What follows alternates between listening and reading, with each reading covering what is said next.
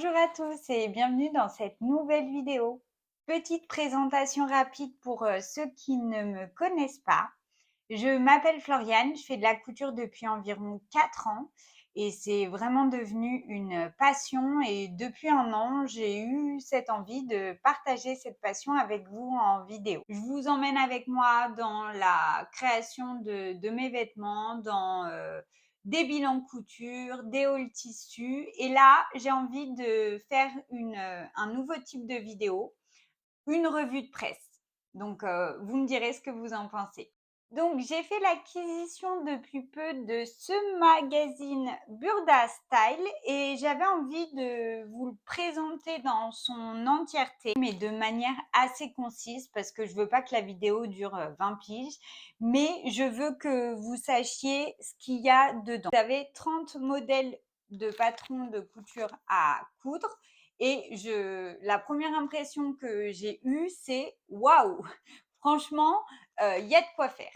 Donc, au milieu du magazine, vous avez la planche de patron. Bon, ça, clairement, on ne se le cache pas. J'ai pas hâte de décalquer mes patrons parce que je trouve que c'est vraiment une horreur de décalquer ces patrons-là. Mais bon, le jeu en vaut la chandelle parce que vous avez aussi au milieu du magazine une vue d'ensemble des modèles et sincèrement, c'est des pépites. En tout cas, j'ai hâte de les coudre, même si je ne sais pas quand est-ce que je vais m'y atteler. Ensuite, vous avez du coup, toujours au milieu de ce magazine, c'est là où il y a les explications de couture de chaque modèle et à chaque fois, pour chaque modèle, vous avez le tissu et les fournitures qui vous sont indiquées. On vous donne également des conseils pour la coupe de votre patron sur votre tissu. Donc ça, quand vous êtes débutante, je trouve que c'est vachement cool. Et ensuite, vous avez les étapes de réalisation du modèle. Donc c'est la première fois que j'ai acheté un magazine de couture et je suis agréablement surprise de ce qu'on retrouve dedans. Déjà, comme je vous le disais, vous avez plein de modèles de patrons de couture à coudre, mais vous n'avez pas que ça. Chaque modèle vous sont présentés et vous avez des conseils stylistiques, des looks tendances, des inspirations mode. Qu'est-ce que vous avez d'autre aussi? Vous avez des conseils couture, comme par exemple, comment coudre un t-shirt à la surjeteuse, la différence entre une surjeteuse et une recouvreuse. Qu'est-ce que vous avez d'autre? Dans ce magazine aussi, il y avait un article sur comment coudre une fermeture à glissière sur un pantalon doublé. Donc, en plus de passer un moment agréable à le lire, vous apprenez des choses. Et ça, je trouve ça vachement bien. Vous avez aussi des articles pour faire grandir votre culture de la mode et de la couture. Comme par exemple, vous avez un article sur l'histoire de la veste en jean. Donc ça, c'est vraiment top et c'est en partie pour ça que je l'ai acheté en fait, pour tout ce que vous apporte ce magazine. Voilà, j'avais envie en tout cas de le découvrir. Donc, du coup, je vous disais qu'en milieu de magazine, vous avez une vue d'ensemble de tous les modèles que vous pouvez coudre, mais en fait, c'est les schémas techniques. Si ça vous parle pas, en début de magazine, vous avez les modèles qui ont été cousus. Donc, ça peut être assez bien pour vous donner un aperçu de ce que va donner le vêtement. Putain, je me perds dans un magazine, les gars. Donc, ce qui vous est présenté ici comme premier modèle, c'est cette veste avec le schéma technique, une idée du modèle, ce que ça va donner réalisé dans un tissu. Et ici, et ça, je trouve ça vachement bien, c'est des petits conseils stylistiques en fait, de comment vous pouvez le porter, dans quelle matière vous pouvez la coudre, les différents styles que vous pouvez lui donner à cette veste. Et ça, c'est pas ce qu'on trouve quand on achète un patron de couture, je trouve. ou enfin, en tout cas, c'est mon avis. Ce que j'aime dans cette veste, c'est son côté arrondi. Ça lui donne un côté original qu'on ne trouve pas dans toutes les vestes. Donc ça, c'est clairement un modèle que je pourrais me coudre. C'est pas un modèle que j'aurais envie de me coudre maintenant, mais c'est un modèle qui me plaît bien. Les modèles présentés dans ce magazine, vu que le magazine est sorti en février, en gros, c'est pour la fin de l'hiver et le printemps. Donc, vous avez ce cardigan que moi j'aime beaucoup. Je l'imagine plus en gilet que en manteau comme il est présenté ici, mais c'est très sympa aussi en manteau. Ce que j'aime beaucoup dans ce vêtement, c'est ce côté un peu croque. Donc, en gros, ça vous arrive à la taille et j'aime bien les épaules qui sont plus basses que la ligne d'épaule standard. On le voit un petit peu plus, je trouve, ici. Voilà. Et ce camailleux de gris dans lequel est présenté, j'apprécie beaucoup. Je trouve que les photos de tout le magazine sont, sont vraiment de bon goût.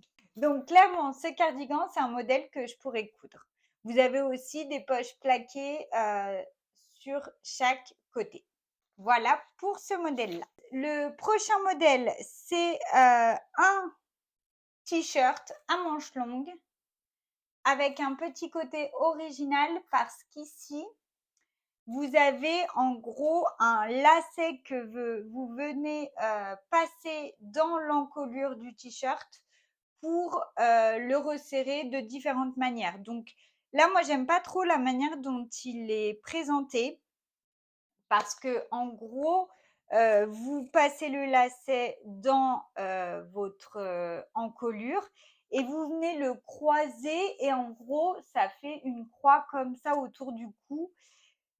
C'est quelque chose que j'apprécie pas trop en fait parce que j'aurais l'impression d'être étranglée. Donc j'aime bien le modèle, mais je suis pas sûre que si je le couds, je le laisserai comme ça en fait. Voilà.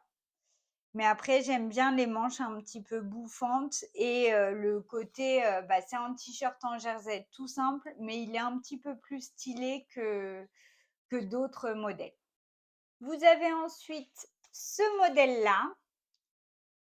Donc, eux, quand ils le décrivent, ils parlent de style lingerie parce que, en fait, c'est un modèle à coudre dans deux tissus différents. Par exemple, un tissu opaque et ici, l'empiècement devant en triangle dans un tissu plutôt transparent, par exemple lingerie mousseline, qui fait penser un petit peu au tissu qu'on utilise pour la lingerie. Je ne suis pas forcément fan au premier abord de ce modèle. Je ne sais pas si c'est quelque chose que je pourrais coudre. Même si j'aime bien la description qu'ils en font et c'est quelque chose que je me dis que je pourrais essayer parce que j'ai en fait envie de glow up un petit peu ma garde-robe et ma façon de m'habiller, mon style vestimentaire en général. Donc je me dis je peux aussi essayer de nouvelles choses et en plus si je le couds moi-même, même si je le porte pas, ça me permet de progresser et d'augmenter mon level de couture et de me lancer un petit peu des défis en cousant des choses que j'aurais pas forcément cousues de prime abord en fait. Sortir un petit peu de ma zone de confort. Ensuite, vous avez ce pantalon-là qui est un pantalon un peu dans le style jupe-culotte, pardon, qui est assez à la mode en même temps parce que il me semble, si je dis pas de bêtises, que là, cette saison, les pantalons hyper larges sont beaucoup plus à la mode que les pantalons slim, par exemple. Et ça, c'est idéal pour la saison printemps-été parce que vous êtes dans le confort d'un pantalon, mais en même temps, vous n'avez pas trop chaud grâce à cette grande fente sur le côté. Donc ça, j'aime bien ce pantalon. Pareil, je sais pas si je vais le coudre, mais je l'aime bien. Alors, ce modèle-là, clairement, c'est un modèle que j'aurais envie de me coudre parce que j'ai envie de me faire un ensemble blazer et le pantalon large qui va avec. Ça, c'est vraiment un modèle que j'aurais envie d'avoir dans ma garde-robe. Après, est-ce que je l'aurai? Je ne sais pas. Peut-être un jour, mais il me plaît énormément. Et ils le disent, un indispensable réalisé sans faille. Avec le pantalon de la page de droite, il forme un tailleur cool. Ouais, c'est ça en fait que j'ai envie d'avoir, c'est un ensemble tailleur. Et du coup, ce pantalon de la page de droite, c'est un pantalon encore à jambes élargies, taille un peu oversize, différent du modèle précédent parce que vous n'avez pas les fentes sur le côté et vous avez 2 poches à l'italienne, enfin dans le style à l'italienne, c'est pas exactement ça, mais c'est dans le même style et les jambes sont comme l'autre, amples, mais là il y a pas de fente. Voilà. Ensuite, vous avez cette tunique-là, très basique, très simple, avec une fente qui m'a l'air d'être une fente indéchirable ou une fente capucin, je sais pas trop. Et un poignet de manche, donc c'est vraiment tout ce qu'il y a de plus simple. Ici, vous avez une blouse longue. Donc ici, elle est cousue dans un tissu transparent, mais il me semble que c'est vachement à la mode en ce moment, les tissus transparents qui laissent deviner ce que vous avez en dessous. Donc là, comme ça, c'est pas un truc où je me dis je le veux dans ma garde-robe, mais j'aime bien l'idée. Ensuite, les deux modèles qui vous sont présentés, c'est cette blouse et cette robe. Alors ça, clairement, moi, c'est des modèles dont je suis pas trop fan.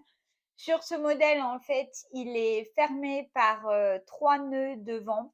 Et moi, c'est quelque chose que j'aime pas parce que je me sentirais pas à l'aise. J'aurais l'impression qu'on va voir ce qu'il y a en dessous. Donc, c'est pas ce que j'aime.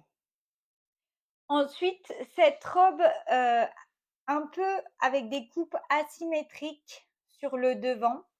Je l'aime pas énormément dans ce modèle, mais plus loin dans le magazine, vous l'avez cousu dans d'autres tissus et ça m'a plu un petit peu plus. Donc, je pense que c'est un modèle qui mérite d'être un petit peu plus ex exploré en fait. Je pense qu'il faut pas que je me fasse mon avis par rapport à ce modèle qui est présenté là. Voilà. Vous avez ensuite encore un pantalon. Donc là, il parle de pantalon avec une coupe classique qui est cousu ici, qui vous est présenté cousu dans dans un tissu style tailleur. J'arrive pas à trouver mes mots aujourd'hui. Donc ça, c'est vraiment un basique, je trouve. C'est clairement un patron que je pourrais coudre parce que c'est un basique qu'on doit ou qu'on peut avoir dans sa garde-robe. Ce que je vous disais tout à l'heure, c'est qu'en fait, dans le magazine, il n'y a pas que des patrons qui vous sont présentés, vous avez aussi des looks. Et en gros, là, vous avez des vêtements que je vous ai présentés dans les pages précédentes. Vous reconnaissez le pantalon, vous reconnaissez la robe juste ici, vous reconnaissez la blouse robe transparente ici. Et en fait, ça vous est présenté, les looks vous sont présentés en fait. Vous pouvez voir avec quoi associer ces vêtements-là. Et ça, je trouve ça vachement bien. Et en plus, vous avez les références en bas. Donc, comme ça, s'il y a un article qui vous a plu, et vous pouvez directement l'acheter. J'ai l'impression de faire la promotion de ce magazine, mais pas du tout en fait, hein. Je l'ai acheté avec, mes propres sous et je ne fais pas du tout de partenariat avec Burda. Même si, ça me dérangerait pas, mais je pense pas avoir les qualités, requises. Pareil, donc du coup par la suite, ce que je vous disais que, en ce moment c'était assez la mode, les chemises cousues dans un tissu transparent. Ça vous est exposé ici. On passe au manteau et clairement, en ce moment, j'ai envie de me coudre, des manteaux. Déjà parce que, c'est des pièces que j'ai jamais cousues et je trouve que ça va me faire progresser parce qu'il y a plein de points techniques, qui permettent de me faire progresser en couture à mon sens. Et il y a aussi des choses que j'ai jamais faites, comme par exemple un col tailleur, ça j'ai jamais fait. Les tissus sont un petit peu plus, rigides, donc il y a des épaisseurs à gérer. Ouais, c'est vraiment quelque chose qui, à mon sens, va me faire progresser et j'ai envie de tester. Et puis en plus, j'aime pas forcément les manteaux que j'ai. Enfin, c'est pas que j'aime pas, mais je trouve que, niveau style vestimentaire, je pourrais mieux faire et j'ai envie de glow up dans ce sens-là. Donc, il faut que j'élargisse ma gamme de manteaux qui s'offre à moi chaque matin. Et j'ai envie de me les coudre. Voilà. Donc, du coup, quand j'ai vu les différents manteaux qui sont présentés dans ce magazine, je me suis dit, il faut que je l'achète. Donc, vous avez le fameux trench, qui est clairement un manteau de saison. Ensuite, vous avez un classique manteau blazer, comme ils l'appellent. Donc ça, c'est aussi quelque chose que je pourrais totalement porter l'hiver. Il y a une parka. Alors, quand on voit le temps de ce mois d'avril et le temps de ce mois de mai, je me dis que ça aussi, c'est un manteau de saison. Et en règle générale, j'avais vu passer des inspirations sur Instagram présentant des parkas et je voulais me coudre quelque chose comme ça. J'aime beaucoup en fait le côté resserré à la taille. En fait, j'arrête pas de dire en fait. D'une manière générale, j'aime bien en fait quand le haut est large en haut, au niveau des épaules, que c'est resserré à la taille et que c'est un petit peu plus ample en bas. Voilà.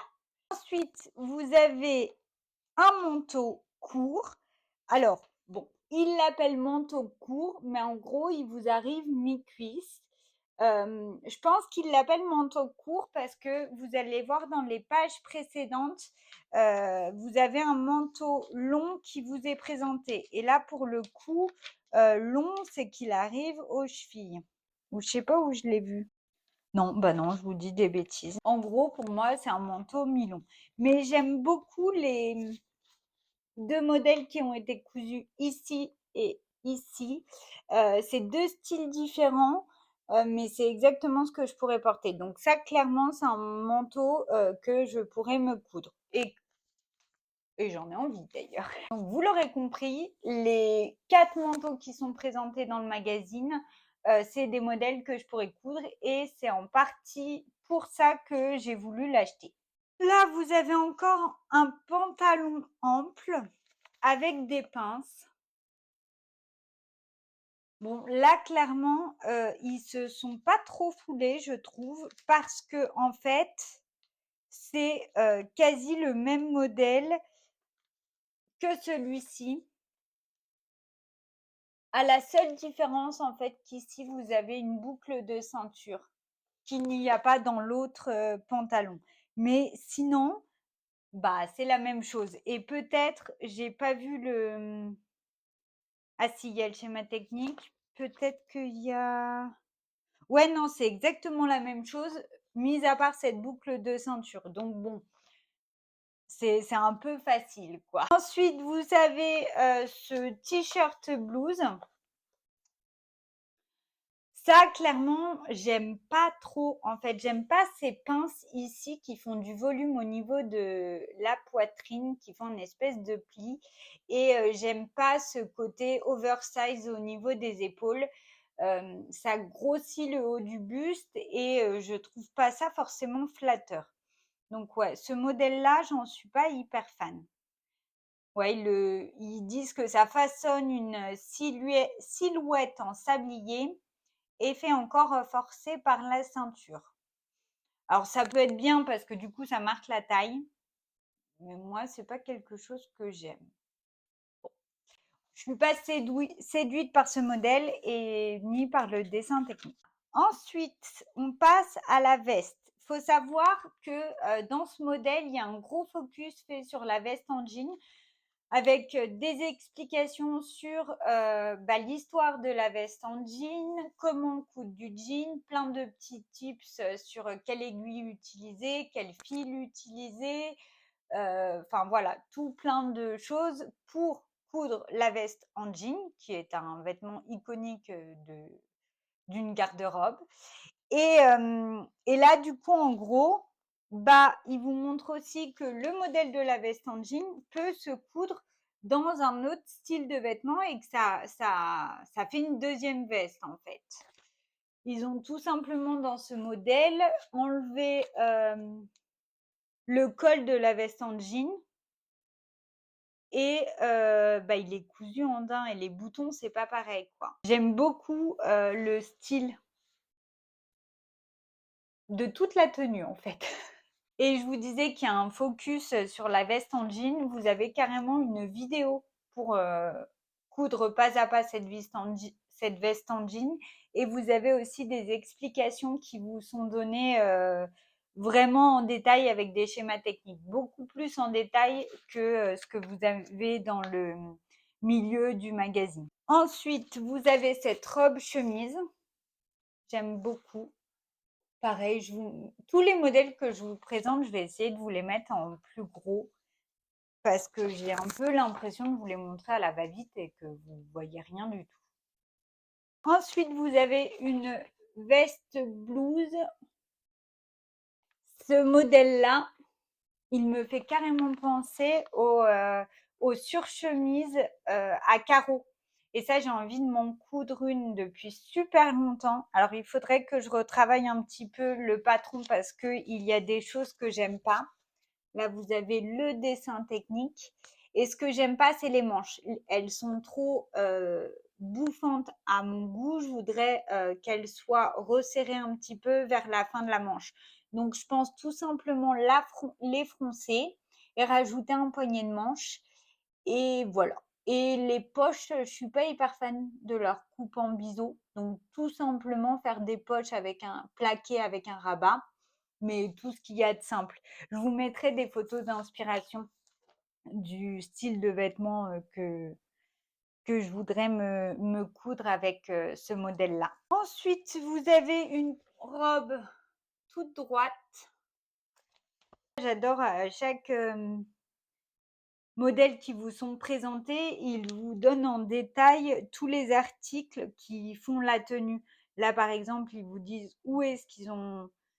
d'où viennent les boucles d'oreilles, la marque du sac, le tissu utilisé. Ça vous donne beaucoup d'inspiration pour recréer le modèle, je trouve. Bon, là, en gros, il vous représente le modèle d'une robe, mais c'est la même robe que je vous ai présentée qui était en gris tout à l'heure, où je vous disais, je suis pas trop sûre de ce modèle, mais en la voyant comme ça en couleur, j'aime un peu plus en fait.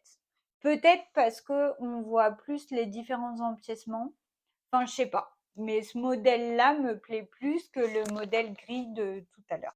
Ensuite, vous avez une jupe taille midi avec plusieurs découpes et des surpiqûres.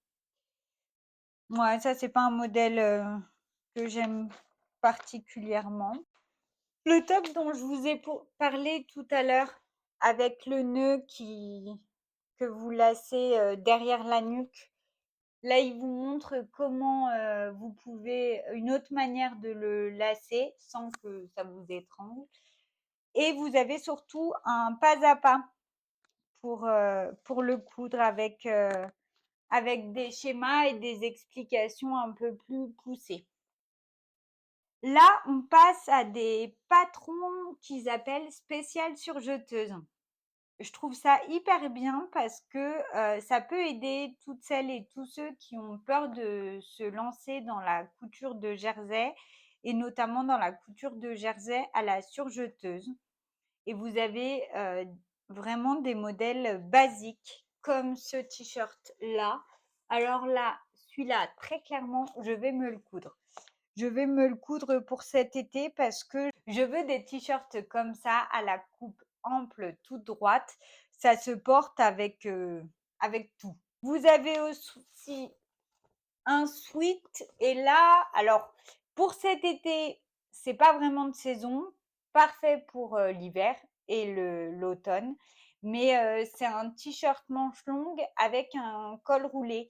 Et ce que j'aime bien dans ce col roulé, c'est qu'il n'est pas près du cou.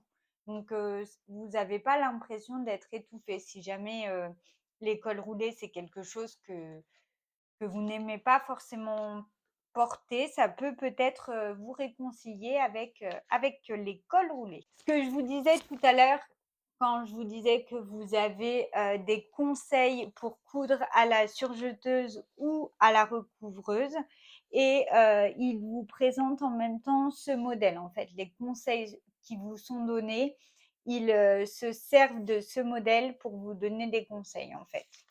Donc voilà. Pareil, ça c'est un modèle qui peut être sympa, mais j'en suis pas forcément fan. Voilà, j'en ai fini avec ce magazine. J'ai fini de vous présenter tous les modèles qu'il y avait à l'intérieur. Bon, clairement, ils abusent un peu quand ils disent 30 modèles parce qu'il y en a, comme le pantalon où ils ont juste enlevé la boucle de ceinture, il y en a qui sont quand même assez similaires. J'aime aussi particulièrement, c'est les conseils qui vous sont donnés. Ça vous permet d'agrandir vos connaissances et ça, c'est un truc que j'aime vraiment beaucoup. Ensuite, j'ai envie de m'intéresser un petit peu plus à la mode et de voir les modèles cousus dans des styles que moi, j'aurais pas fait. Je trouve ça aussi très intéressant. Voilà, j'en ai fini pour cette vidéo. J'espère que ça vous aura plu, que c'est pas trop brouillon parce que clairement là, quand je suis en train de filmer, j'ai l'impression de partir dans tous les sens et que vous allez rien comprendre à ce magazine. Je vais essayer de faire en sorte que ce soit clair dans le montage, de vous mettre les modèles en gros plan pour que ce soit plus agréable pour vous. En tout cas, n'hésitez pas, comme d'habitude, à me laisser en commentaire vos avis. C'est toujours hyper intéressant et instructif. Et si ça vous a plu, je vous en referai peut-être des vidéos comme celle-ci parce que clairement, je compte bien me racheter d'autres magazines. Par contre, je voudrais avoir cousu au moins 3-4 modèles de ce magazine avant de m'en racheter un autre, sachant que là aussi, j'ai récupéré d'autres magazines de la maison de Victor, donc j'ai de quoi faire. Je vous fais de gros bisous et à bientôt dans une nouvelle vidéo. Bye bye!